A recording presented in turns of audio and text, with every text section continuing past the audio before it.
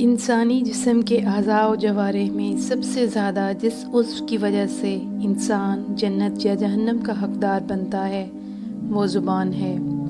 یہی وہ عضو ہے جسے ہم نظریات، جذبات وغیرہ کے اظہار کے لیے استعمال میں لاتے ہیں، اور لوگوں کی صلاحیت اور قابلیت اس بات پر منحصر ہوتی ہے کہ وہ اپنی زبان کو کہاں اور کس طرح استعمال کرتے ہیں۔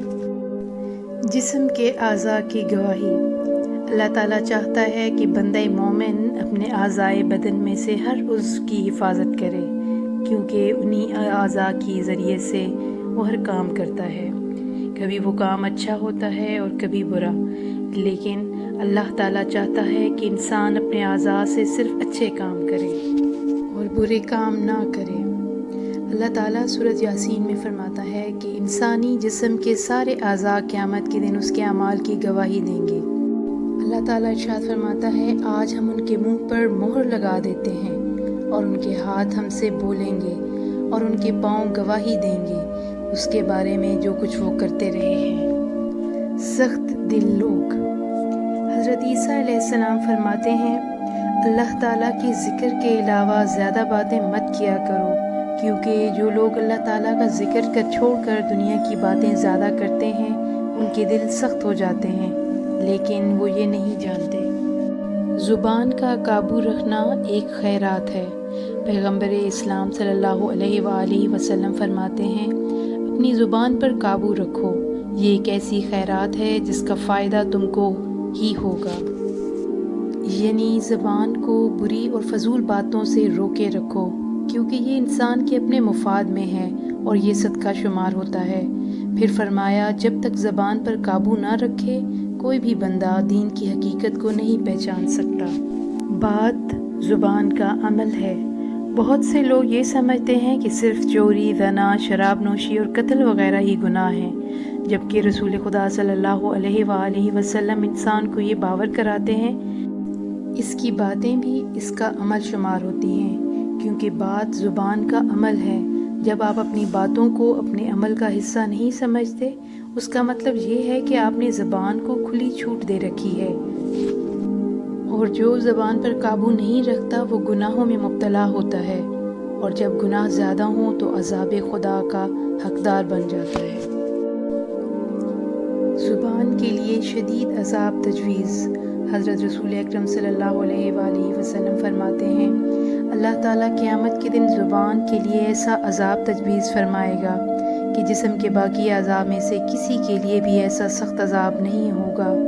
زبان پوچھے گی، اے پروردگار، سب سے زیادہ عذاب میرے لیے کیوں ہے؟ اسے جواب دیا جائے گا کہ تیرے منہ سے نکلی ہوئی بات جب پھیل جاتی ہے تو خون ریزی، لوٹ مار اور عصمتوں کی پامالی کا سبب بن جاتی تھی۔ مجھے اپنی عزت و جلال کی قسم، میں تجھے ضرور ایسا شدید عذاب دوں گا جو میں نے دیگر اعضاء میں سے کسی کو نہ دیا ہوگا۔ عذاب اور ثواب کی ذمہ دار۔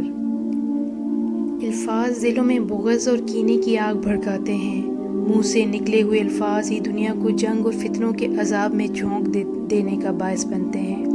مولا امام زین العابدین علیہ السلام فرماتے ہیں، ہر صبح انسان کی زبان دوسرے اعضاء و جوارح سے پوچھتی ہے کہ تم سب کس حال میں ہو؟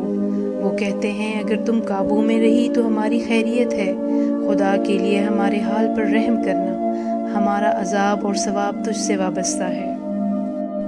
خیر اور شر کی کنجی۔ مولا امام محمد باقر علیہ السلام فرماتے ہیں، جان لو کہ ہماری زبان خیر اور شر دونوں کی کنجی ہے، بس اپنی زبان کی اس طرح حفاظت کرو جس طرح تم سونے چاندی کی حفاظت کرتے ہو۔ اپنی باتوں کو عمل شمار کرنا۔ رسول اکرم صلی اللہ علیہ وآلہ وسلم فرماتے ہیں، جو شخص اپنی باتوں کو بھی عمل شمار کرتا ہو اس کی باتیں بہت کم ہو جاتی ہیں، مگر یہ کہ کوئی بامقصد بات ہو۔ منزل آخرت اور زبان۔ جب ہم اس دنیا سے گزر کر قبر کی منزل پر پہنچیں گے تو ہمارے منہ سے نکلے ہوئے الفاظ کے بارے میں پوچھا جائے گا۔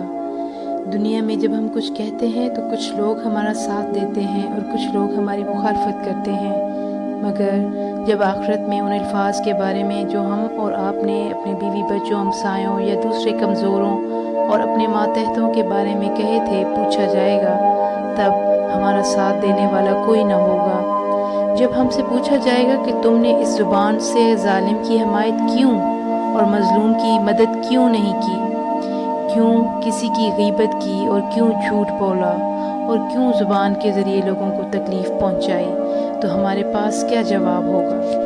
حکمت آل داؤد علیہ السلام۔ آل داؤد علیہ السلام کی حکمتوں میں سے ایک جملہ یہ ہے: عقل مند ہونے کے لیے ضروری ہے کہ انسان اپنے زمانے سے آشنا ہو، اپنے مقام کو جانتا ہو اور اپنی زبان کی حفاظت کرنے والا ہو۔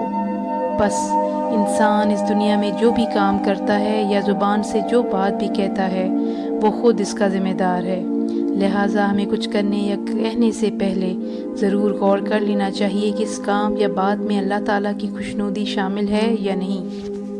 اپنے خیالات پر زبان اور جذبات کو غالب مت آنے دیجیے۔